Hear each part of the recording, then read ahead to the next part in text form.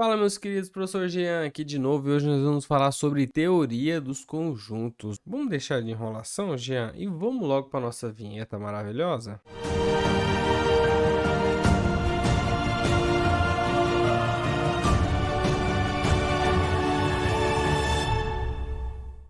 Pessoal, é o seguinte, ó, teoria dos conjuntos. Não há necessariamente aqui uma teoria, né? Essa teoria ela existe, mas aqui é uma abordagem bastante básica, beleza? Nós não temos em matemática uma definição para conjuntos. Não há uma definição formal, né? Esse é um conceito primitivo. Bom, você pode entender a ideia de conjuntos como sendo a coleção ou grupo de objetos ou símbolos, os quais a gente chama de elementos. Essa coleção ou grupo, geralmente eles têm uma característica em comum, que reúne, esses elementos naquela determinada coleção ou grupo.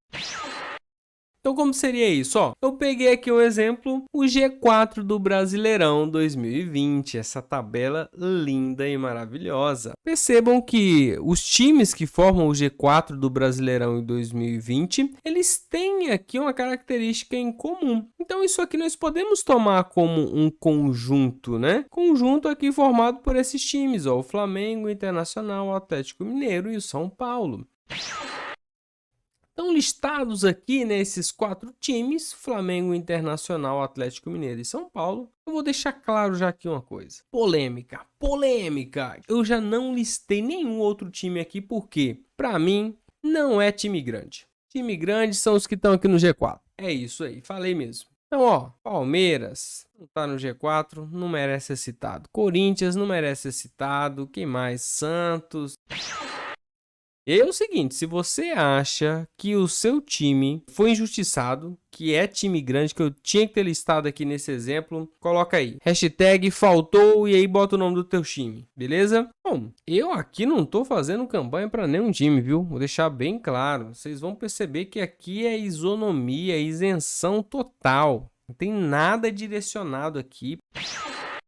Tem outros times que também vale ressaltar, né? São os times do Z4 do Brasileirão 2020, da Série A. Esses times, eles também têm ali uma característica em comum, né? Eles estão na zona de rebaixamento do Campeonato Brasileiro 2020. Então, aqui nós formamos o conjunto dos times que formam o Z4 do Campeonato Brasileiro de 2020.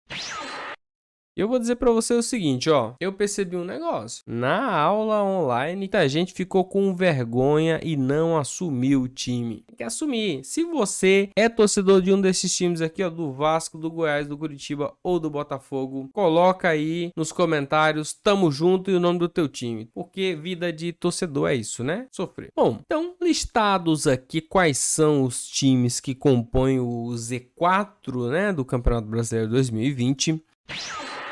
Então perceba, se eu chamar um conjunto aqui de A, e essa aqui é a forma que nós denotamos, né?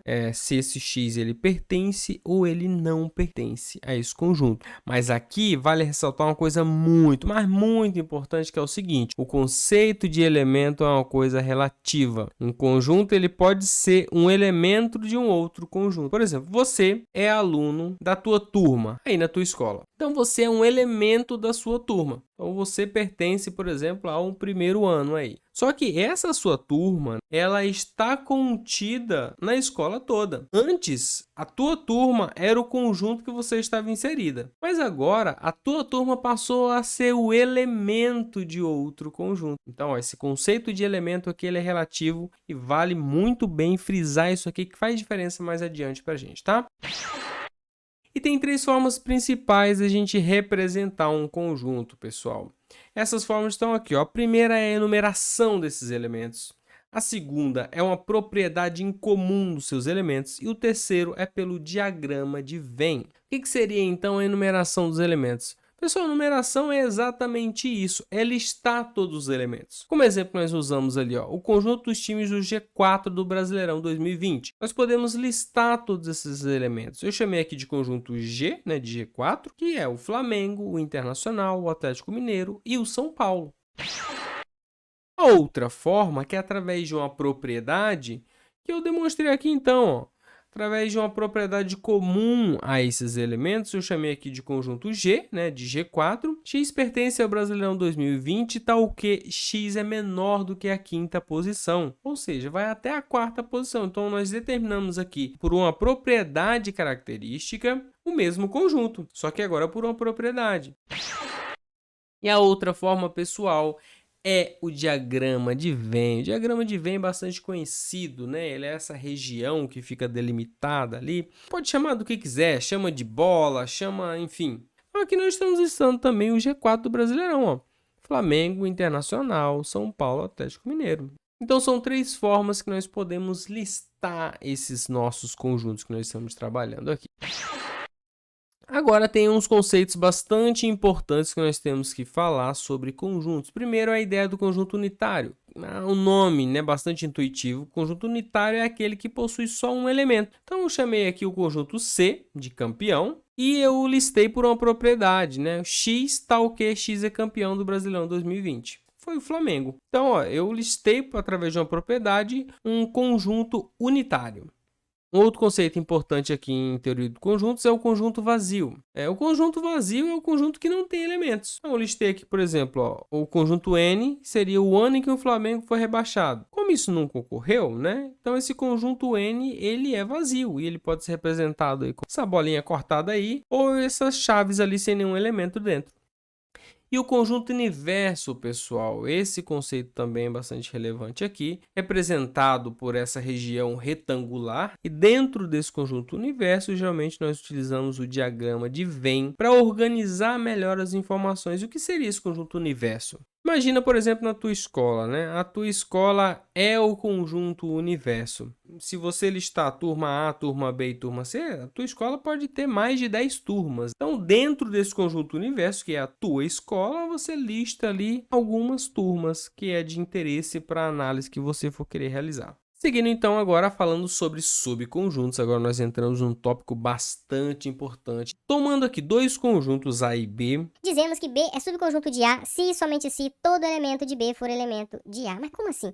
Tá dentro, pessoal. Subconjunto é que tá dentro do outro conjunto. Então, quando isso ocorre, ó, todos os elementos de B são também elementos de A, então B está contido em A. Nós temos que, se A está contido em B e B está contido em A, isso vai ocorrer somente quando esses 2 conjuntos forem iguais. E aqui muita atenção, muita atenção, muita atenção, porque tem um perigo logo adiante, que é o seguinte, pessoal. Olha só, de um elemento para um conjunto, nós sempre vamos analisar a relação de pertinência, se esse elemento ele pertence ou ele não pertence ao conjunto. Ou seja, de você para a tua turma. Você é um elemento, né? Tomando aqui, então você pertence à tua turma. Agora, se nós estamos comparando a tua turma com a tua escola, ou seja, de um conjunto para outro conjunto, essa notação é se está contida ou não está contida. Bom, pessoal, agora imagine, ó, eu vou elucidar isso aqui de uma forma prática, né? Essa aqui é a tua escola. E aí, nós vamos agora fazer um tour por essa escola e eu vou demonstrar para vocês essa ideia aqui de pertence e de estar contido. Então, você, nesse caso, né, quando entra lá nessa escola, observem que a sua turma está contida na escola, tá? A turma está contida na escola. Grave isso.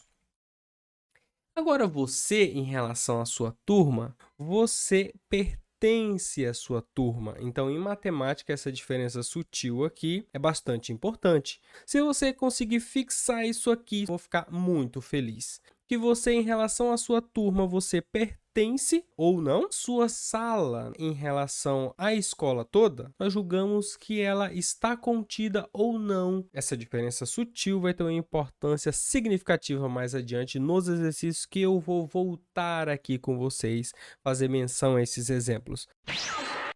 Era isso que eu queria compartilhar hoje com vocês sobre conjuntos. Voltamos na próxima aula com os exercícios, né? Os exemplos. Mas antes disso, eu já vou deixar aqui um teste para você, né? Que você acessa o link e vai lá testar os seus conhecimentos de conjuntos, tá bom? É um aplicativozinho bem legal. Acessa lá e eu vou deixar disponível esse testezinho para você fazer lá quantas vezes você quiser, até fixar essa ideia de pertence, não pertence, está contido, não está contido. Muito obrigado por ter ficado até aqui. Até a próxima e valeu!